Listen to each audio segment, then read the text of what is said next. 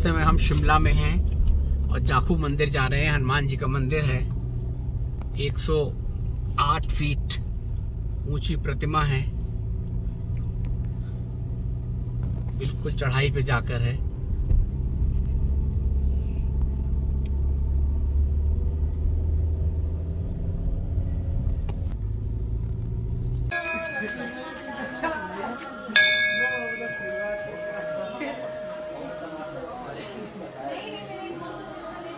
ये जाखू का हनुमान मंदिर है, 108 फीट ऊंची प्रतिभा है। ले चल रहे हैं आपको।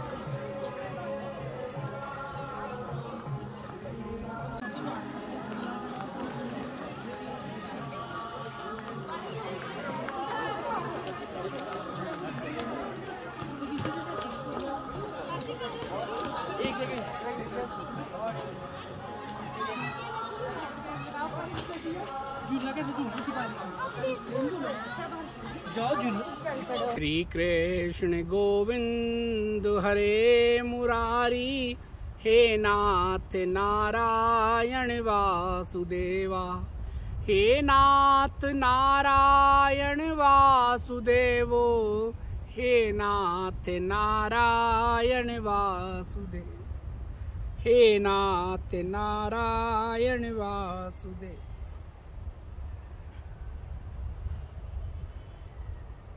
हरि ओम प्रभु जी।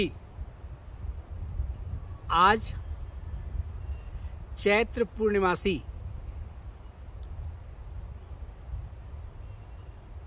श्री हनुमान जी का जन्मोत्सव।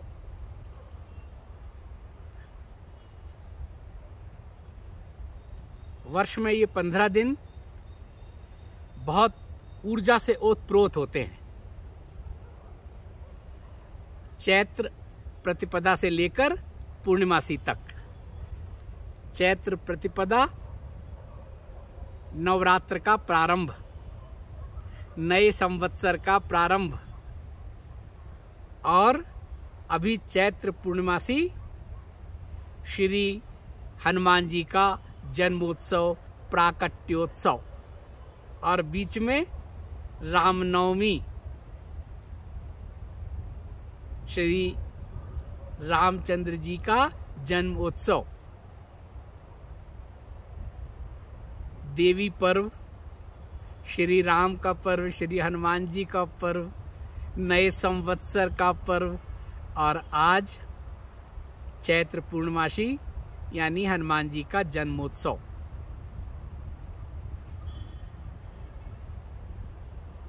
बहुत सारे मैसेज आते हैं, अब तो पहले से आने लगे हैं कि प्रभु जी ये जो हम हनुमान जयंती मना रहे हैं, जयंती थोड़ी होनी चाहिए, ये तो जन्मोत्सव होना चाहिए। जयंती तो उनकी मनाई जाती है जो अब इस दुनिया में नहीं होते हैं, लेकिन श्री हनुमान जी तो चिरंजीवी हैं। उनको तो वरदान मिला था माँ सीता से अजर अमर रहने का, और श्री राम जी जब सरयू में जा रहे थे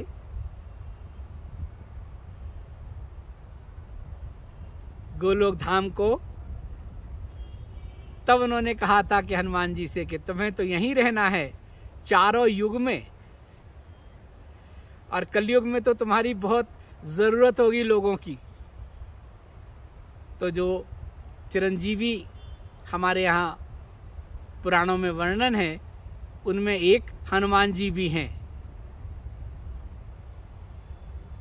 तो मैंने तो आपकी बात रखने के लिए बता दिया कि हाँ जी, हनुमान जयंती नहीं, हनुमान जी का जन्मोत्सव, क्योंकि वो तो सूक्ष्म में विराजमान है यहाँ। मैं ऐसे बहुत से लोगों से मिला हूं जिन पर श्री हनुमान जी की बहुत कृपा है, जिन्होंने उनके स्वरूप के दर्शन किए हैं, जिन्होंने अलग अलग रूपों में उनको अनुभव किया है।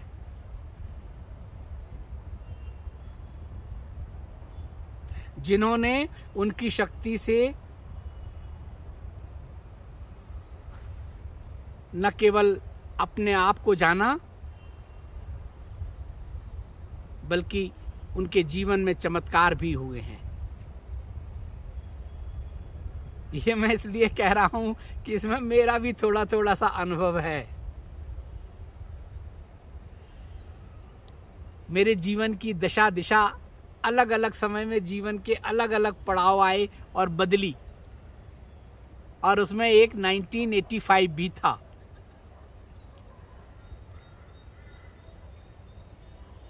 में मैं अपना सब कुछ छोड़कर, मेरी इच्छा हुई हिमालय में जाके रहूं। मैंने आपको पहले बताया भी है, मेरी इच्छा हुई मैं हिमालय में जाके रहूं। तो मैंने अपने पिताश्री से इजाज़त ली। उन्हें भी लगा कि ये बार बार घर और बाहर का चक्कर होता है, कभी भाग जाता है, कभी घर में रहता है, कभी जॉब छोड़ देता है, क्या क्या है। तो एक बार तय हो जाओ क्या करना है। उन्होंने कहा हिमालय जाना है तो तुम्हें जाना है, जाओ। मेरे पिताजी, मैं इस घटना को कई बार बता चुका हूँ वीडियो में, लेकिन आज चूंकि हनुमान जी की बात है, उनके जन्मोत्सव की बात है, इसलिए दोबारा बता दे रहे हैं। मेरे पिताश्री हनुमान जी के भक्त थे, उनके इष्ट थे हनुमान जी, और उनकी वही प्रवृत्ति थी दास भाव की, सेवा भाव का। उनका पूरा जीवन दास भाव में और सेवा भाव में रहा। मंगलवार का व्रत रखते थे, नित्य आरती, हनुमान चालीसा का पाठ मैंने उन्हें देखा है। और मेरे बचपन से कई बार मुझे हनुमान जी के दर्शन होते थे। दर्शन का मतलब सपने में उनके विग्रह के दर्शन होते थे, पूरा आदम कद। और मुझे समझ नहीं आता था ये कहाँ स्थित है, कहाँ ये विग्रह है, कहाँ ये मंदिर है।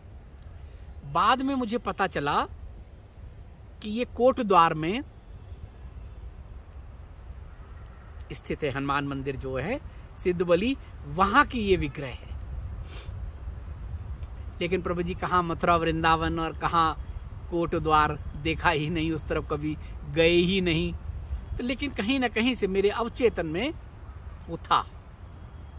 और 85 में जब मैं घर से गया कि मुझे हिमालय जाना है, और चला गया कि वापस नहीं आऊँगा। और उसके बाद मैंने आपको पहले बताया था कि मैं नैनीताल गया। नैनीताल की पहाड़ियों पर मुझे कुछ अंदर से मेरा चल रहा था, कोई और मुझे गाइड कर रहा था, कोई और मुझे ले जा रहा था, मैं तो बस निमित्त मात्र था। तो मैं नैनीताल गया, वहाँ रहा, घूमता रहा। उसके बाद लगा कि अब हिमालय जाना है। पता तो कुछ था ही ना, ज्ञान तो था ही नहीं, तब भी नहीं था, अब भी नहीं है। बस बाबा जी का अभी सहारा मिल गया है। तब कोई और था चलाने वाला, अब कोई और चलाने वाला, लेकिन है तो एक ही। तो नैनीताल से हरिद्वार तक प्रभु जी, पता चला ना कि ऋषिकेश से हिमालय बद्रीनाथ अगर जाना है तो ऋषिकेश से जाओ, वहीं से आपको साधन मिलेगा। आ गए प्रभु जी नैनीताल से हरिद्वार तक पैदल। 3 महीने लगे वहां से आने में। ये बता रहा हूं आपको बात 85 की, शायद मई का महीना रहा होगा।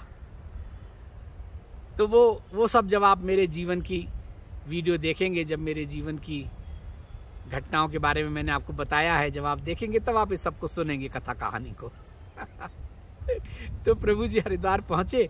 हरिद्वार से जाना था ऋषिकेश, बता चुका हूं, लेकिन आज विशेष पर्व है ना, इसलिए बता रहा हूं, और इस बहाने आपसे बातें हो जा रही हैं। तो हरिद्वार में स्टेशन पर सब तैयारी कर ली कि अगले दिन जाना है बद्रीनाथ।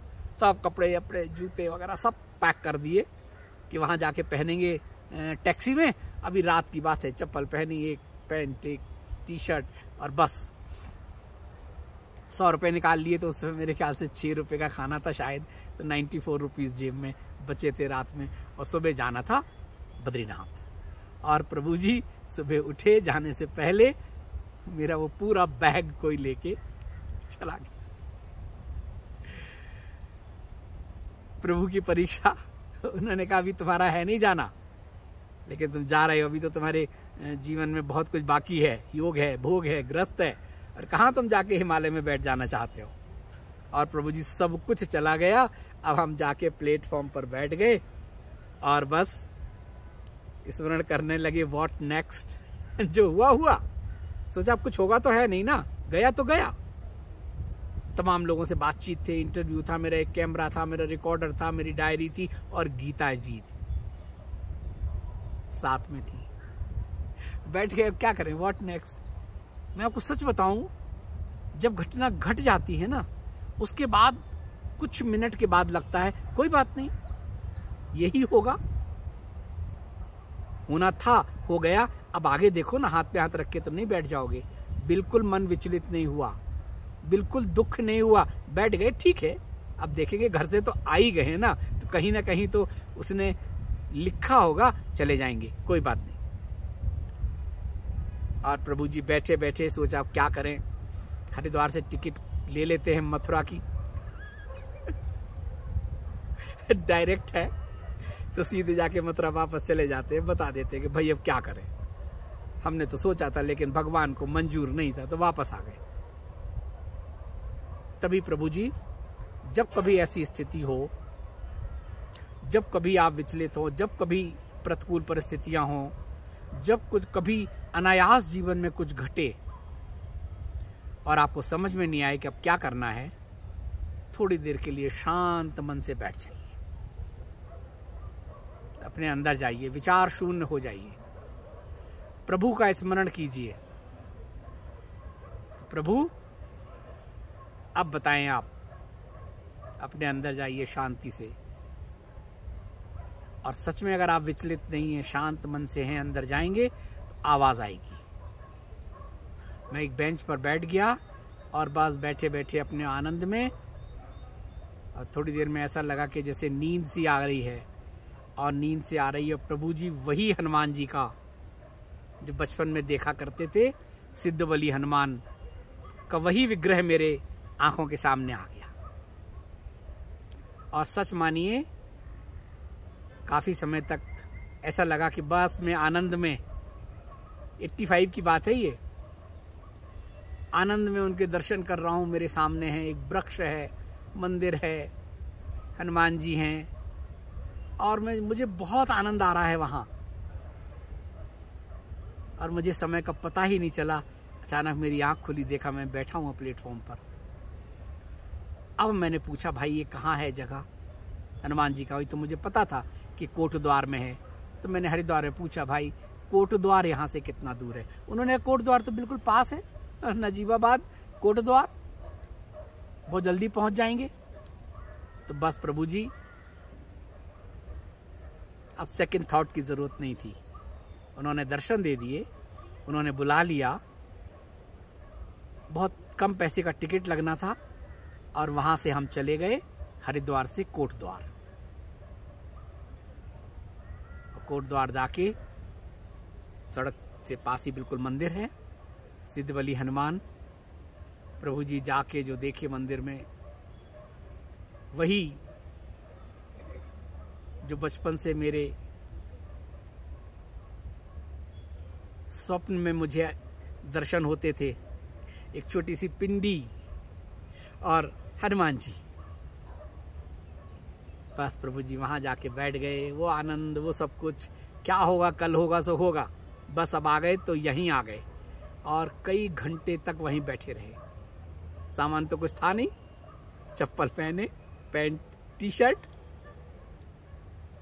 और जेब में वो जो पैसे बचे हुए 100 रुपए की चेंज। अब प्रभु जी उसके बाद वो वृक्ष देखा, बहुत प्राचीन वृक्ष, वहीं पर वहां जाके बैठ गए उसके नीचे। और प्रभु जी उसके बाद जो हुआ, विचार आया कि वापस चलेंगे मथुरा। क्या कहेंगे, आ गए लौट के, कोई बात नहीं, घटना घट गई। शायद हनुमान जी के दर्शन करने के लिए यहाँ पे आना था, आ गए। पिताजी तो बहुत खुश होंगे कि मैं सिद्धवली हनुमान जी के दर्शन करके आया हूँ। और प्रभु जी उसके बाद जो मैंने पिछली बार बताया था वो विस्तार से बताने में तो सारा समय उसी में लग जाएगा कि उसके बाद श्री दिवराहा बाबा ने जो मुझे कहा था कि अभी तुम्हारा हिमालय का योग नहीं है, तुम्हारे जीवन में गृहस्थ है, कर्मभूमि महानगर होगा, देश की राजधानी तुम्हारी कर्मभूमि होगी, 25 वर्ष तुम्हारे गृहस्थ के भी होंगे। ये सब बातें अब स्मरण आने लगी। तब नहीं थी, तब होती तो शायद मैं जाता ही नहीं। लेकिन कहते हैं जब कुछ होना होता है या जब रास्ता बदलना होता है, जब आपको कुछ एहसास कराना होता है, तो उस समय विवेक का सही उपयोग हम नहीं कर पाते। और वही हुआ। अब मुझे सब एक एक करके याद आने लगा। अब मैंने कहा मेरे पास तो कुछ भी नहीं है इस समय, मैं क्या करूं। तभी प्रभु जी, एक मित्र, एक कार आके रुकी, उन्होंने मुझे देख लिया, आके देखा, आए कहाँ से, कैसे, क्या। फिर मैंने जो पिछले वीडियो में बताया है, मैंने पूछा कहाँ जा रहे हैं, बोले हम मथुरा जा रहे हैं दिल्ली होके। हमने कहा मुझे भी दिल्ली छोड़ देना। और उसके बाद जो भी एक विस्तार से कथा और है, उन्होंने मुझे दिल्ली छोड़ दिया और महानगर में मुझे कुछ कार्य मिला। वो सब घटनाएं आप देखेंगे आगे। और मेरे नया जीवन शुरू हुआ, महानगर की जिंदगी शुरू हुई। कहाँ हिमालय जा रहे थे, बद्रीनाथ, कहाँ पहुंच गए महानगर, दिल्ली। और इस तरह से जीवन का एक नया पड़ाव शुरू हुआ। जीवन की दशा और दिशा बदल गई। और 3-4 महीने वहां रहने के बाद घर वालों को तो समझा कि बस हो गया। उन्होंने तो समझा कि अब कोई समाचार नहीं है, तो ये तो गए। क्योंकि उन्होंने मुझे कुछ पोस्ट कार्ड दे दिए थे लिख के, एड्रेस लिख के, कि कहीं भी जाओगे बस पोस्ट कार्ड को डाल देना डिब्बे में। लिखना कुछ नहीं, खाली डाल देना, मैं ये पता चलेगा कि तुम हो। सो वो भी मुझे याद है, शायद जुलाई में हरिद्वार में हाँ पोस्ट कार्ड डाला था। और अगले दिन जब हम बद्रीनाथ जाने को हो गए थे, तो वो सामान चला गया, तो सब कुछ चले गए। तो उनको भी लगा कि अब कोई सूचना ही नहीं है। 3-4 महीने बाद प्रभु जी घर गए। कहने का मतलब ये कि सब कुछ जब निश्चित है, रमेश बाबा ने कहा था ना कि जो निश्चित है तो फिर निश्चित के लिए निश्चिंत रहें। और वही हुआ। एक ये 6 महीने मेरे जीवन के रास्ता बदला और उसके बाद फिर अपना मुख्य धारा में आ गए। श्री हनुमान जी की कृपा से, वही सिद्धवली हनुमान जो मेरे बचपन से मेरे चिंतन में आते थे। स्वप्न में मुझे उनके दर्शन होते थे, लेकिन स्वप्न में। और बाद में पता चला था कि वो कोट द्वार के सिद्धवली हनुमान जी हैं। तो मुझे कहाँ किन किन स्थितियों में ले जाके वहाँ पहुँचा दिया। और उनकी शरण में जाने के बाद ही उन्होंने मेरे जीवन का नया अध्याय शुरू करा दिया और मुझे महानगर पहुँचा दिया। उसके बाद की स्थिति में कई बार आपको बता भी चुका हूँ, नहीं तो कभी आप देखेंगे। मेरी बहुत लोगों से बात हुई कलिकाल में, जिन्होंने हनुमान जी की शक्ति को महसूस किया और उससे शक्तिपात किया लोगों को, और जीवन की दशा और दिशा बदली। नीम करौली बाबा की हम आपसे बार बार बात करते हैं। नीम करौली बाबा, उनके इष्ट श्री हनुमान जी, कभी कभी वो स्वयं उस स्वरूप में खो जाते थे। लोगों को उसी स्वरूप में उनके दर्शन होते थे।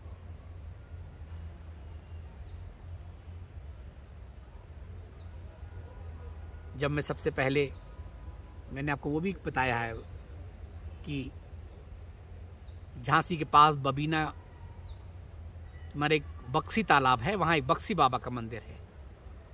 वहाँ बक्सी बाबा का मंदिर सबसे पहले जब ये 85 से बहुत पहले की बात है, जब शायद मैं माध्यमिक कक्षा में पढ़ रहा था स्कूल में, तब मैं घर से चला गया था।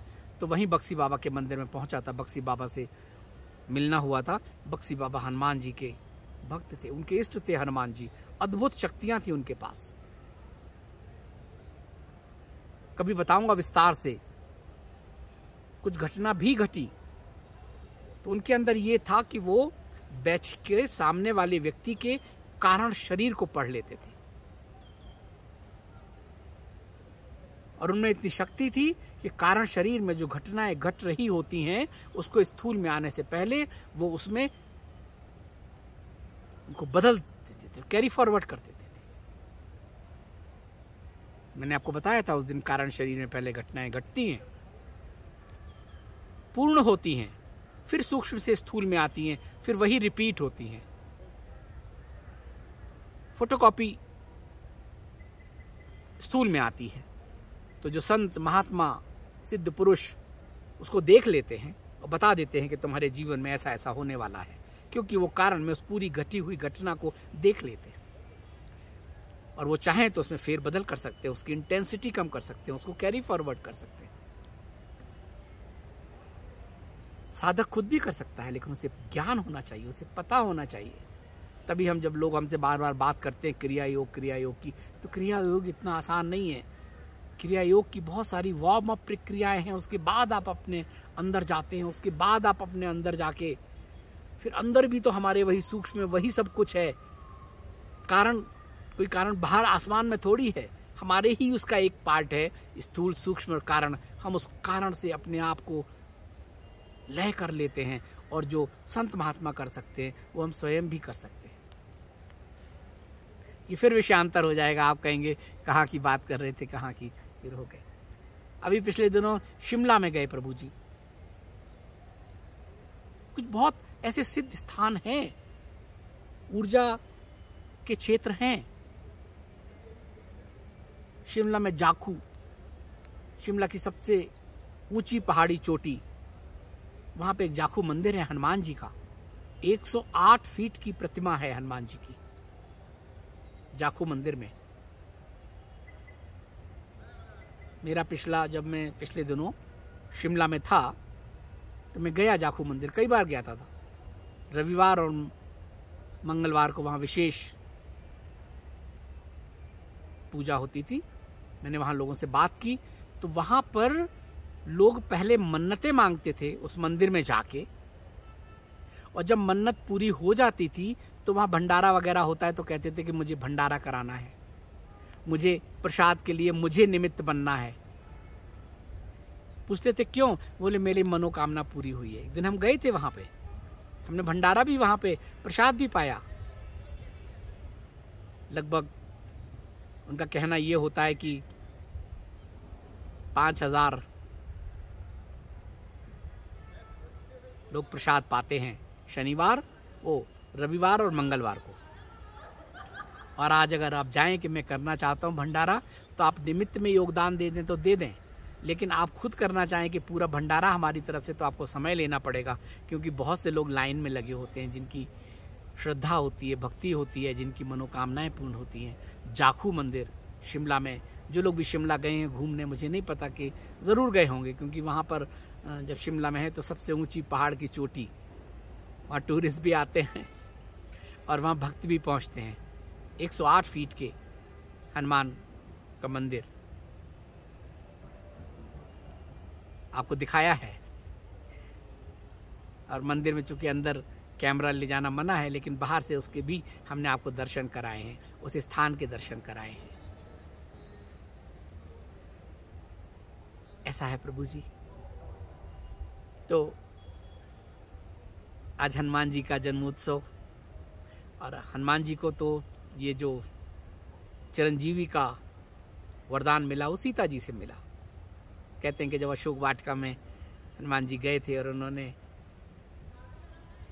उनको राम जी का संदेश दिया, राम जी का संदेश देने के बाद जब उन्हें पक्का हो गया कि राम जी का संदेश सही व्यक्ति लेकर आए हैं, सीता जी गदगद हो गई।